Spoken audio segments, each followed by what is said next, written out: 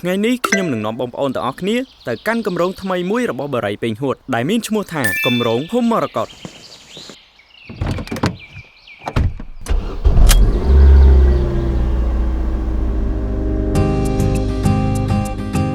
ដំបូងនេះយើងចេញដំណើរពីទីតាំងស្ពានអាកាសមរតកដៃជោមុនគេឥឡូវនេះខ្ញុំកំពុងតែធ្វើដំណើរនៅលើស្ពានអាកាសមរតកដៃជោបន្ទាប់មកខ្ញុំជិះឆ្ពោះទៅកាន់ផ្លូវ60 ម៉ែត្រអញ្ចឹងយើងជិះនៅលើផ្លូវ60 ម៉ែត្ររហូតទៅត្រង់បន្ទាប់មកយើងនឹងឃើញ stop បន្ទាប់ពីឃើញ stop ហើយយើងអាចបត់ស្ដាំតាមមហាវិថីអ្នកអង្គការហ៊ុននាងត្រឹមតែរយៈពេល2នាទីតែប៉ុណ្ណោះនឹងដល់គម្រោងភូមិមរកតតែម្ដង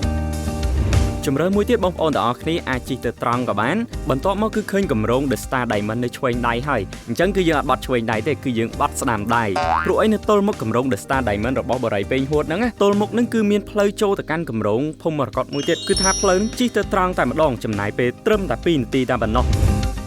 ចំពោះបងប្អូនទាំងអស់គ្នាដែលមកពីប៉ែកខាងអាកាសយានដ្ឋានអន្តរជាតិដីជោអញ្ចឹងបងប្អូនទាំងអស់គ្នាអាចធ្វើដំណើរនៅលើផ្លូវ60 ម៉ែត្រនឹងមកត្រង់រហូត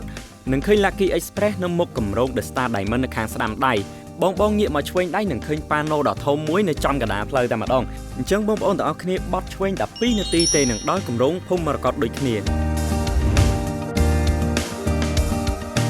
នេះគឺជាស្ពានថ្មីមួយដែលបងប្អូនទាំងអស់គ្នាគ្រាន់តែឆ្លងស្ពាននេះហើយដល់ផ្លូវ30 ម៉ែត្រក្នុងគម្រោងភូមិមរកតតែម្ដងនេះគ្រាន់តែផ្លូវជិះចូលទេគឺថា smooth ស្អាតតែម្ដងល្មមតែគម្រោងយើងទៀតមិនដឹងល្អប៉ុណ្ណាទេគម្រោងភូមិមរកតមិនត្រឹមតែមានផ្លូវច្រើនខ្វាត់ខ្វែងទេតែទីតាំងគម្រោងក៏ស្ថិតនៅជិតប្រលានយន្តហោះមរតកដីជោដែរដែលគ្រាន់តែចំណាយពេលប្រហែលតែ20នាទីតែប៉ុណ្ណោះ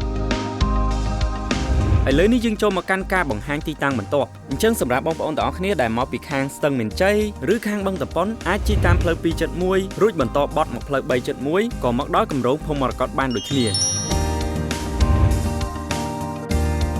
ហើយឥឡូវនេះយើងបានមកដល់ទីតាំងការិយាល័យលក់គម្រោងភូមិមរកតហើយបាទបងប្អូនទាំងអស់គ្នាអាចសាកសួរព័ត៌មានលម្អិតជាមួយសហការីផ្នែកលក់នៅទីនេះផងដែរឬក៏អាចទំនាក់ទំនងតាមរយៈលេខទូរស័ព្ទ